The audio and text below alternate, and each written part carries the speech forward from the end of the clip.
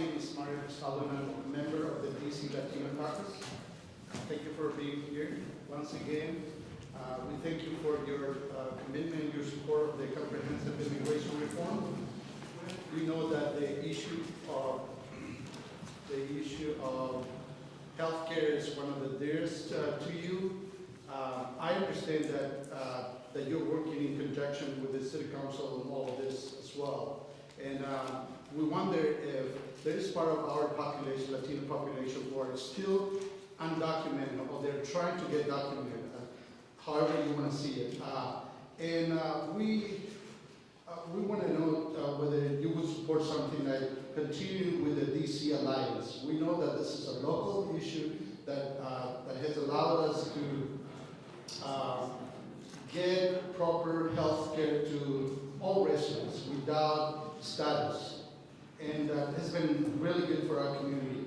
We would like to know whether you would, in spite of pushing for the ACA, the Affordable Care Act, that you would be able to support the DC Alliance, so we'll continue to serve the undocumented folks in the District of Columbia. Thank you.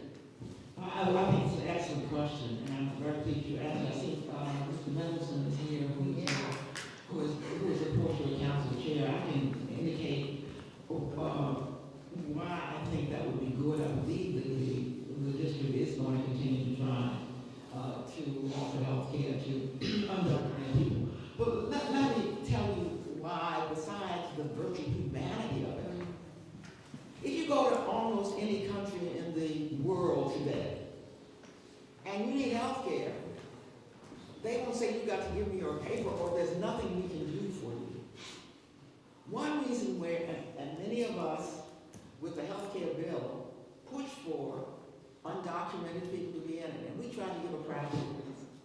We're going to treat these people anyway. We're not going to leave them in the streets if they break a leg. We need as many people in the Affordable Health Care Act as possible, because the more people in it, the less the cost of health care.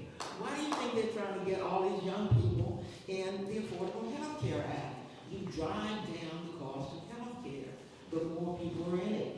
So if you have, and they used to figure 11,000 undocumented people, why in the world would you want them to get diabetes and have to get a leg taken off, which you would have to take off, by the way, and put them in the hospital, rather than give them some pharmaceutical that would control the diabetes? It is counterproductive. It is absurd.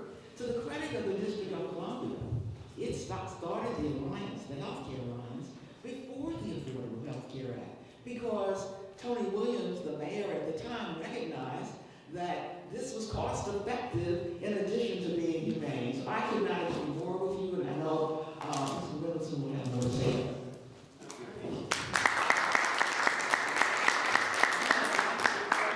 If you want to make a closing statement, Well, I'd rather hear that. oh, okay. Yeah, we're just running a little short on time, so we want to continue to make sure that Good morning. My name is Josephine Butler Center. I'm Vice Chair of the 1V01 Agency Commissioner. Number one, I want to say thank you, because as 18 years in this country, always the people say something about you. Everything is good. And also, I'm a Carol Rosario student. Thank you for your support. I am sorry, Franklin. I know we're running late on time. We're running a little late, but Congresswoman Norton, thank you so much for being here and for working on all those issues that are very important. I was part of a commission on anti-gun that you set up, and I thought it was very effective. And I really, one of the things that I noticed in terms of the Latino community, and I would love to hear also from our chair of the council, is that to reach the Latino community, the deeper the issues, if you add homelessness, if you add language, if you add anything, the harder it is to reach people.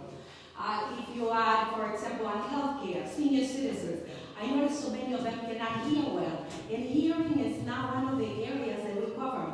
We are doing pretty well in the city, where we need to stop isolating people because we don't have certain resources. So some of these issues can also be national. So I want you to have them on your list of things. I do think that you were very effective with the anti-gun piece. And I don't know, I know Phil did a wonderful job with that as well in DC, but I'm wondering, as a,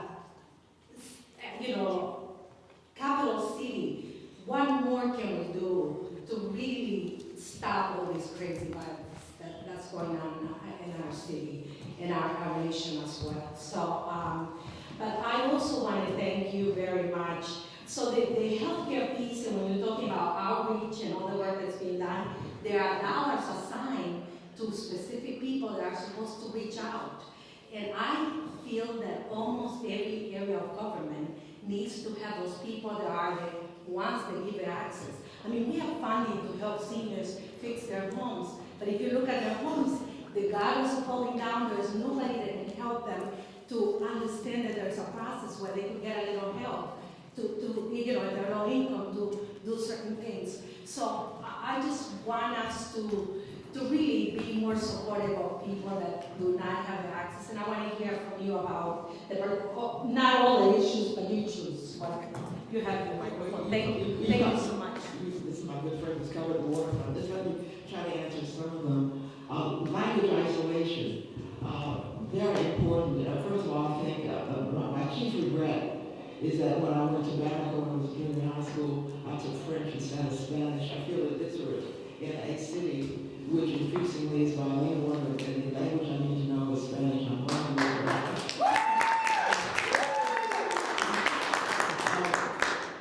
and what we've got to do, well, for example, I still don't think, we'll take a look.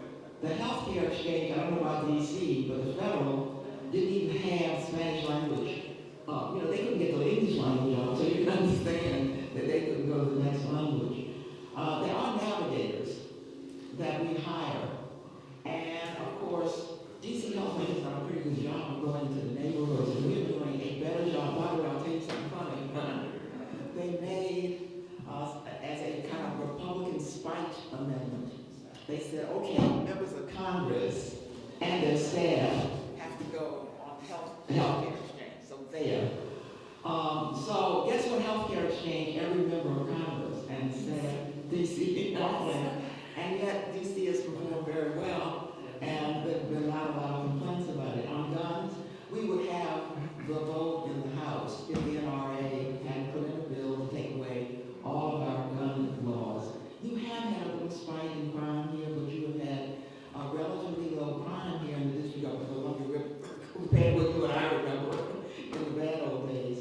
But let me tell you, they are still trying to eliminate all the gun laws of the District of Columbia. I kept it off last year. They have reintroduced it this year. They are still after us, even though you now have the Supreme Court, or at least the courts, saying that your laws are constitutional. You raised so many other questions. Rather than hold everybody up, I'll be glad to speak with you about the others. And just to thank this community. I have been here every time we have had this forum. I have been the proud and humble recipient of the support of this community. I have tried my best to earn it. If you continue to support me, that will give me an even greater incentive to just knock myself out there.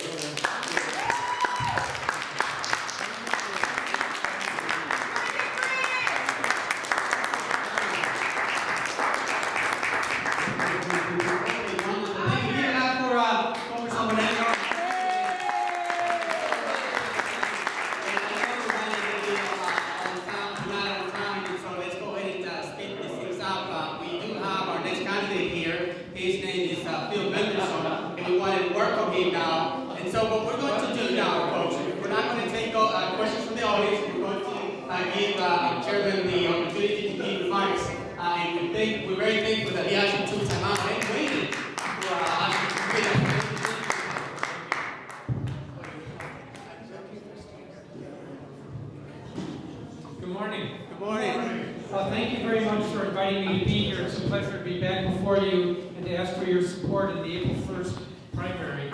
Let me tell you about about some of the issues that are important to me, I probably should back up and just say again, I'm Phil Mendelson. I'm the current chair of the Council of the District of Columbia. Before I became chairman, I have been an at-large member of the council representing residents across the city. I've always enjoyed representing citizens across the city and being in the work that I've done on the council.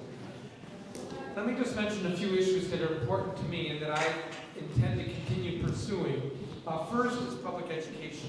I'm personally invested in our schools. My daughter is at Alice Field Middle School and is applying to go to Ellington School of the Arts next year. I am a public school parent, so I am personally involved. I care very much about improving the quality of public education in the city. We're doing a lot of good things. We lead the country in terms of pre-K enrollments. We lead the country in terms of greatest improvement in test scores year to year in the last several years. We lead the country in terms of number of public charter schools. So there's a lot of choice and variation with regard to public education. And we are turning around our university, our public university, which is important to the average resident in the city who may not be able to afford going to Harvard or Yale or one of those schools. I intend to continue working on improving public education. I have